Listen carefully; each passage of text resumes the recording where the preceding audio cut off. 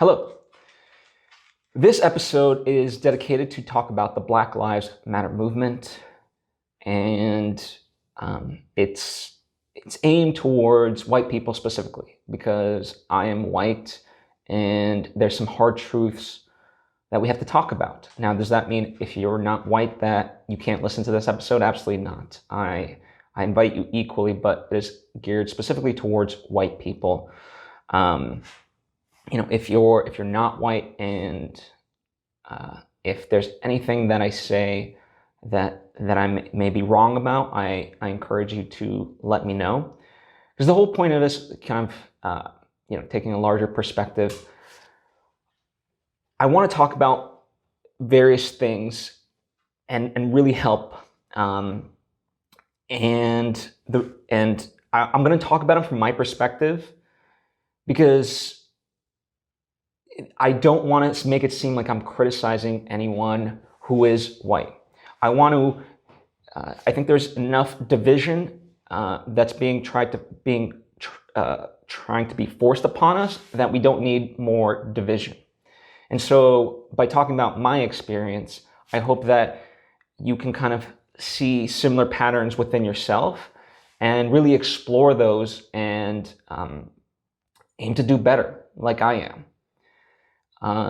I really want to do this kind of unedited, so if you hear dogs barking, it's just going to be part of it. The reason why I want to do this is so that way no one has the ability to say that I edited this together of certain things that I may have said.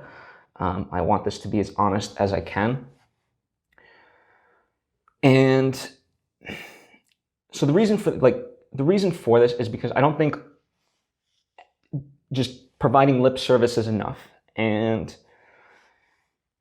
one of the examples that I saw was the NFL tweeted that it was in support of the Black Lives Matter movement, and I saw people of all ethnicities really be offended by that because the NFL had their shot to stand by Black people, specifically with Colin Kaepernick, and they didn't. And the egregious thing was that they didn't even acknowledge it. And so I want to kind of really talk about that perspective because I don't think lip service is enough to say that we're horrified and that this should stop and this should never be allowed to happen. I don't think that's enough. I say this having done this myself in the past. But if I'm being honest, I think it's more so from the perspective, yes, there's truths in there. I was horrified, and I don't want it to continue. But I think at a certain point, I should apologize. I desensitized myself because, while I want, to move on from the situation, it ultimately really goes back to more of a selfish place versus true altruism. And that's sad to admit. It really is. And this is something that I've grappled with now, and it's tough, because from that, of course, if it benefits other people, great. But, admittedly, a lot of it, I think, ultimately comes down to, well, I just kind of want to be able to focus on the things that I want to focus on. And that's not right. And, maybe you see some of that in you. So one of the ways I recognize it in me is, okay, am I just saying something for the sake of saying something, or am I actually doing something?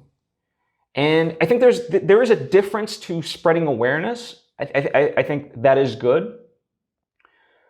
But I don't know. It just doesn't feel enough. It hasn't been enough. And so more actions need to be taken. I think we all want to make our mark in history, I think. I think that's an inherent thing within all of us. I really do. Certainly within me. And this is one of those moments, you just know that this will be in history books. Between the pandemic, between the economic crash and now this, there's no way this is not going to be in history books, right? But the problem is we want to be written about in history for ourselves, right? And instead we have to look, again, we have to go to the larger perspective, and rather than be written about in history, we should look to make history and, essentially be on the right side of history. This is an opportunity to fix something. And that is why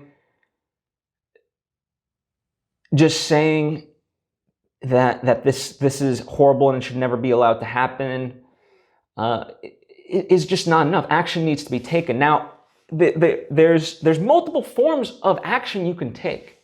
I think that one of the biggest ones that I've been trying to do is listen, to see various perspectives that are not my own, directly from Black people. It is not their job to educate us. It is our job to go out and seek and be educated. And that's what I am doing. And there's plenty of resources. Book-wise, Layla Sad has an amazing book.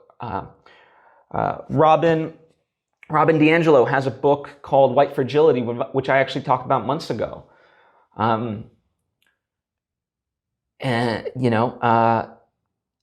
Melody Hobson, a very successful finance person, for lack of a better term, one of the things that she always talks about, like, the most successful businesses are the ones that are the most diversified. So just purely from a financial standpoint. So there's all this, like, even just books around us that can help educate us and give us a greater perspective and context.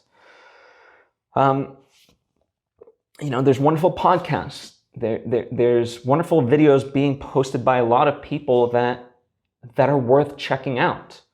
There's a video of a white woman in front of a white crowd who says, "Hey, if you would want to be a Black person in America, please stand up." Or, like, if you would be willing to accept the life of a Black person in America as your own, please stand up.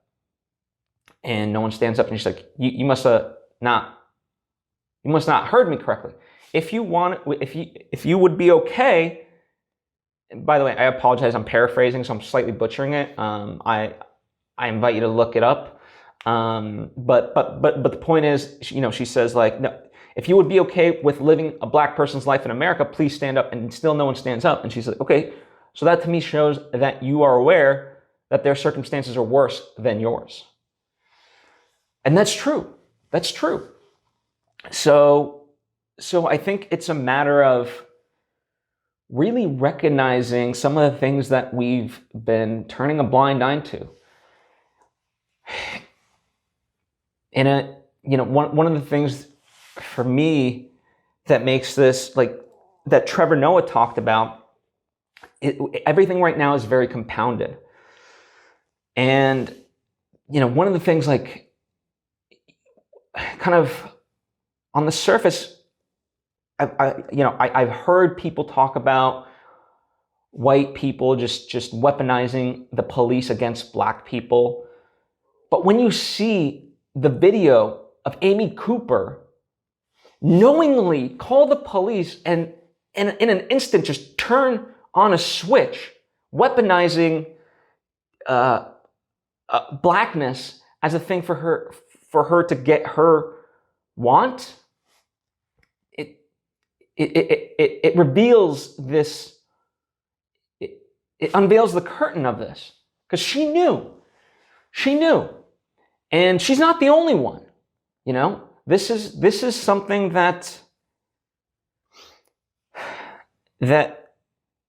it's just, it's a thing we know. I think now would be a good time to talk about, like, a lot of people are posting the pyramid of racism. And there's the socially, the top is the socially unacceptable forms of racism. That includes the KKK and, things of that nature. The things that are obvious, the things that are very visible. But towards the bottom, the ones that are the forms of social racism, meaning these are the things that are acceptable, are things like accepting racist jokes, not voting, or voting, not considering blacks in terms of how you vote. Like, really look at that that pyramid, right? And it's no coincidence that the socially acceptable forms of racism are towards the bottom, because those are the ones that create the foundation of racism. Of course, like, yeah, the KKK is bad, but it really starts at the root of it. And that's what I'm trying to talk about in this video, this episode rather, because that's the stuff that needs to end. And it ends with us as individuals, And look, there are many, like I said, there are many solutions. So step one is definitely getting educated. Step two, maybe you do join a protest. That would be wonderful. But remember, you are many people have tweeted about this. And when I say people, I mean black people. About, hey, when you are there to support us. You are not there to loot. You are not there to instigate or anything like that. So you have a social responsibility to, you are there in service of a cause. And so, to that point, really take direction and don't make it about you. And I'm certainly trying to do protests more. I did one. I'm going to go to one today. I'm going to talk about my experience with my first one in a little bit. But in the effort of talking about solutions, let's just kind of continue that way. Obviously, you can donate money. There's various forms of wonderful charities. Some that are bailing people out at the moment if they get jailed. And there's just so many ones. I mean, that's just like one sector of it. But I mean, you can throw a rock and hit a charity that could use your support right now in terms of the Black Lives Matter movement. So so just pick one. Now, I understand we are, because of the pandemic, we are in an economic hardship. So it becomes a little bit more difficult to give. Okay, can you make phone calls to your representatives on a local, state, and sort of federal level? That certainly benefits. Sign petitions. Those cost your time, yes, but they are free.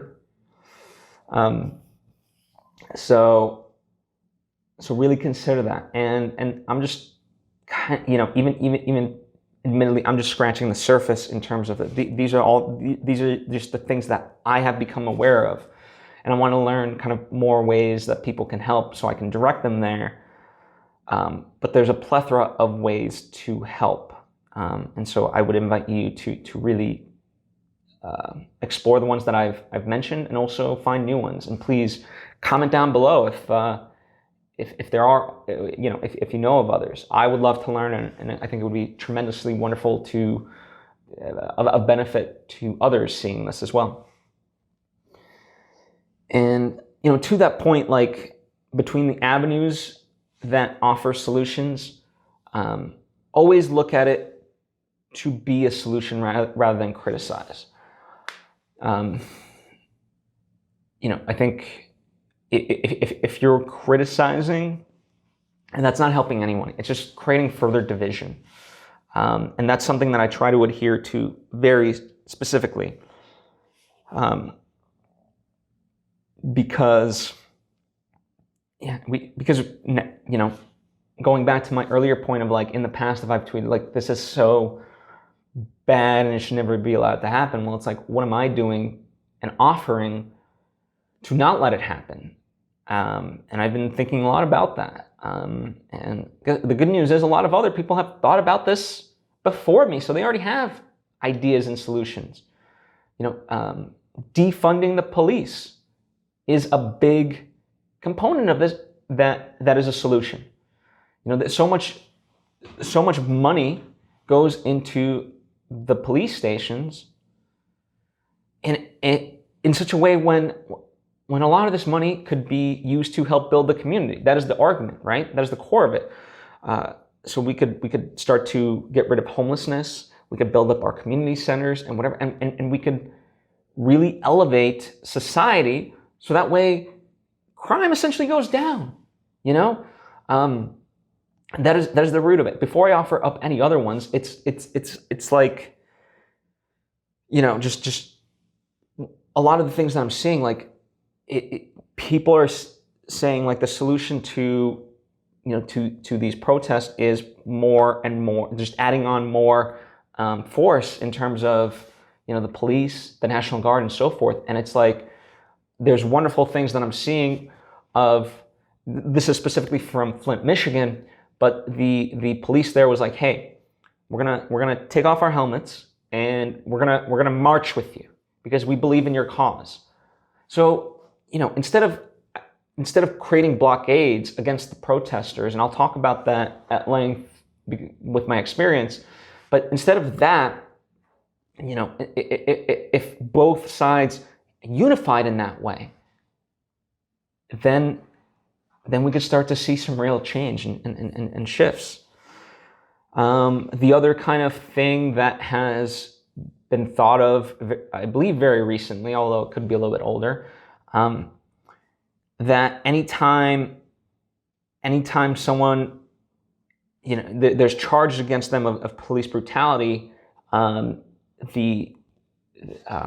essentially the prosecution of it or whatever else. I'm slightly butchering it.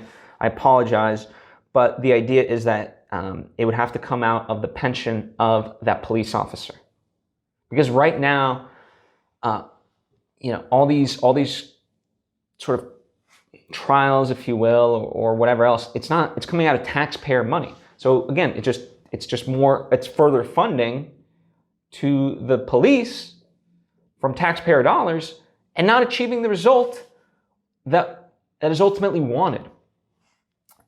So, when you put economic pressure on it, it changes the situation. So those are things we have to really consider and think about.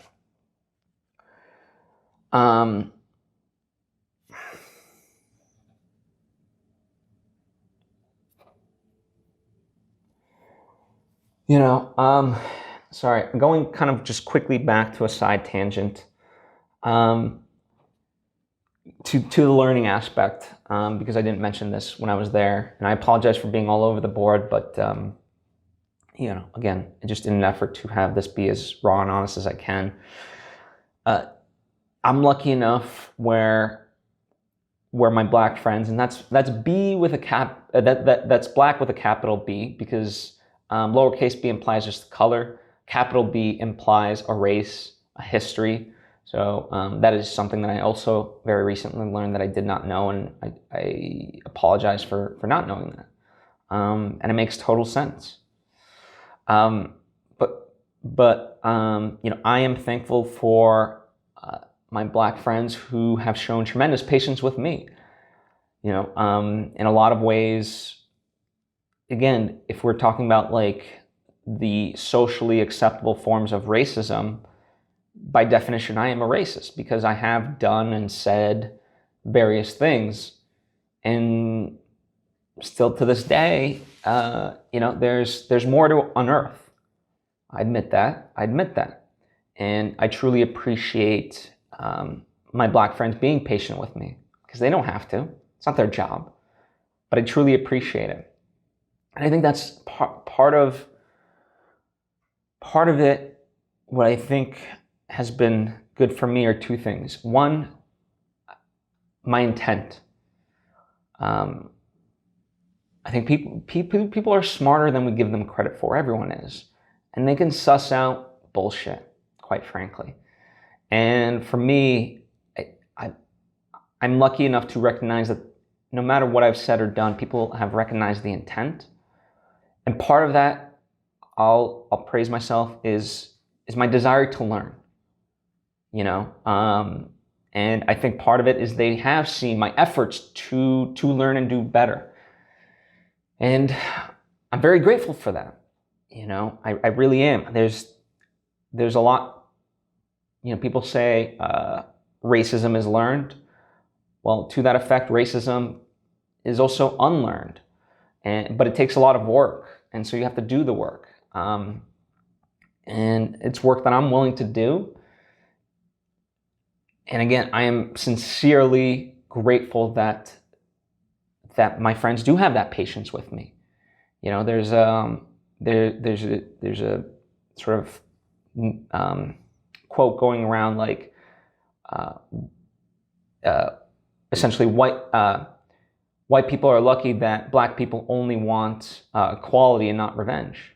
And excuse me. And that's, man, that really is something, truly. Like, as horrifying as it may be to see, the destruction that we're seeing, I see various people speak out about that. But again, go back to the root of the cause. And, part of it is there's so much bombardment, sadly, from all places to try to make us, divide us. There's a wonderful quote from Erwin McManus that says, "We have become infinitely creative at figuring out ways to divide ourselves." We have. And it's a wonderful quote simply because of how truthful it is. But because it's truthful, it's devastating, man. It's just like fuck. I think about that. We have become infinitely creative in the ways we divide ourselves.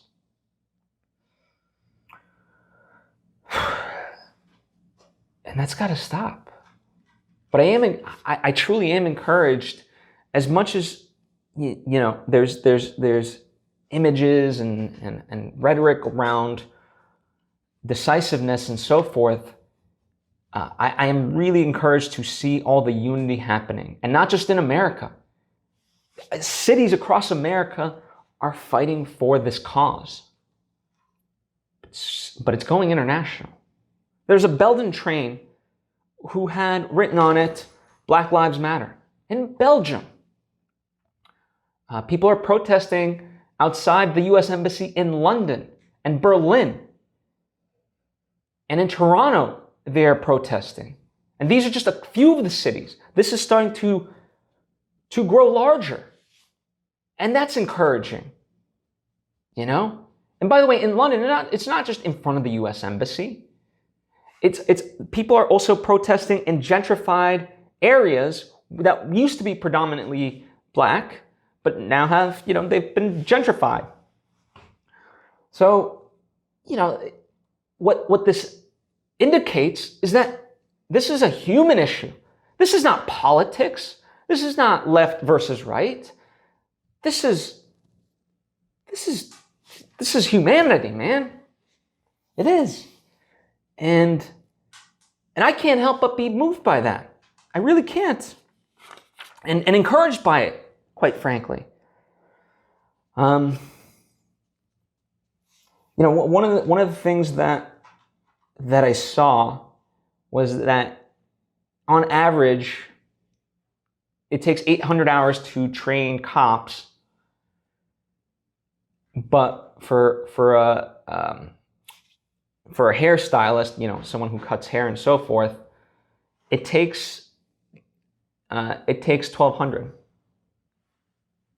It actually might be 1,600, but I'll just go conservative and say 1,200. Now, I understand, there's so many ways to cut hair, but let's be real. Fundamentally, what is the more important thing? You would say police training, right? So why is it that they only get 800 hours of training versus I don't know. I apologize. Like I'll just call it like beauty school. Again, I'm not knocking beauty school in any way, but there's something, again, fundamentally wrong when like comp training is less than that. So, that's another thing, another opportunity for reform to change things. The other aspect is during protests, you learn that that they don't want you to just make this about Trump. Now, Trump is definitely part of the problem, but racism is centuries old, and so to just pin it on him is a disservice to the actual movement. So that's something that I'm trying to be better with. Okay, so now let me talk about my experience of the protest. This was in LA. This was at Pan Pacific Park, and it started there. It was very peaceful. Amazing people to see, like large crowd, and like everyone. And not being facetious, like literally everyone, white, black, Asian, Jewish,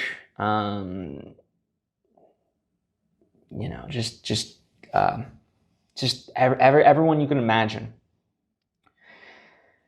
And with the benefit of kind of that firsthand experience, and also the experience with my friends and whatever else, one of the interesting things that you start to really have to consider and see is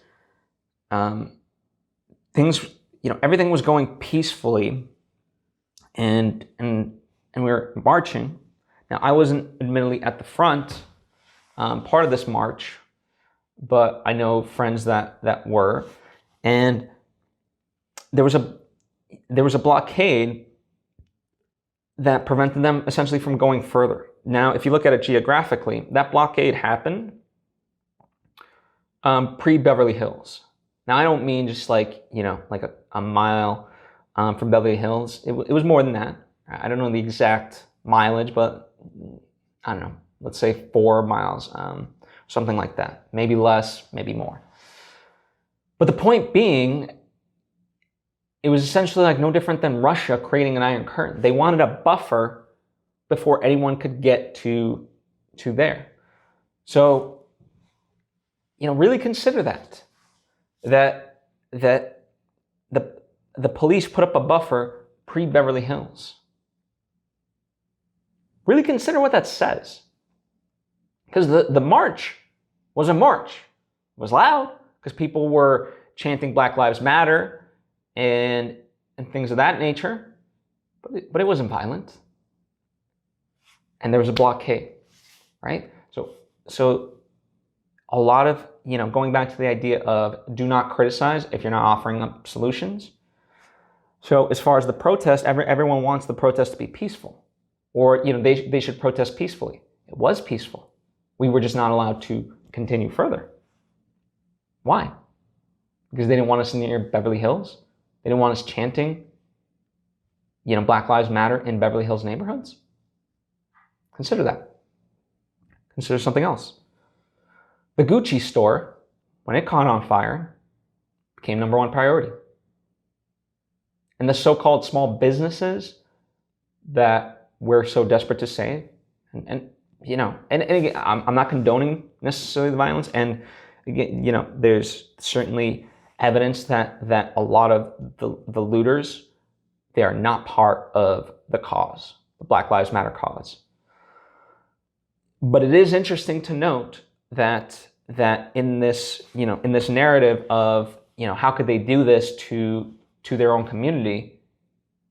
Well, why is it that Gucci it has like the main priority and all resources go there to put out that fire, but the small businesses are allowed to burn. Not, I mean, the fire department gets to them, but it's eventually. So that just further highlights what the issues are. It's really fucked up.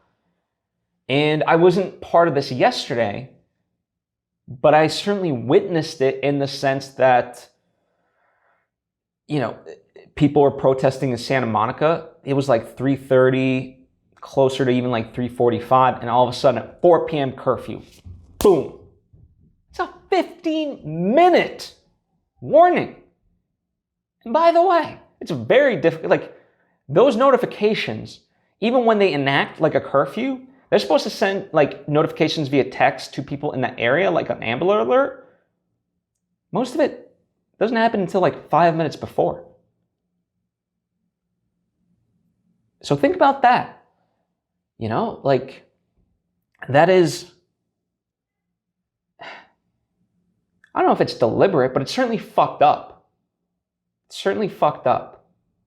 If you want people to leave, if there is a curfew, then there should be proper warning for that curfew. Now, I will say they did extend the curfew to 6 p.m.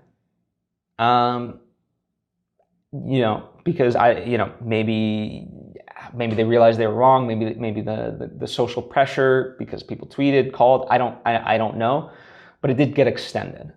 But still, the fact that was the initial instinct reveals something.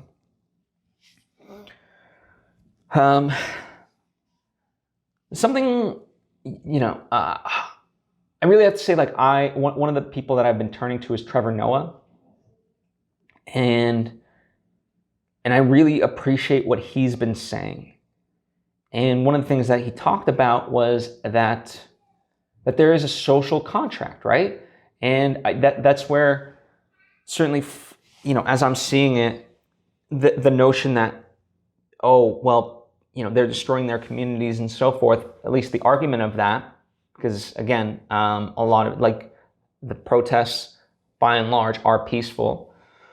But to that effect, one of the things you have to really consider is that black people, and I'm paraphrasing him, but I'm paraphrasing, but I'm also agreeing with it, is the fact that black people, accepted a social contract, and like we all do, in order to run society. But it's time and time again that social contract is not honored for them. Even in the middle of this pandemic, where statistically, financially, blacks are a lot worse off. They are the ones suffering most from this disease. And, in spite of all of that, they still adhered to the social contract. But now, the social contract wasn't honored enough. It wasn't honored for them. So enough's enough. And if you really look at the protesters that are there, that are peaceful, and that have the cause in mind, they're wearing masks. It is not beyond them to still understand that we are in a health crisis. Yet this takes precedent. And still, they are doing what they can to prevent the spread and stay safe. That's revealing. It really is.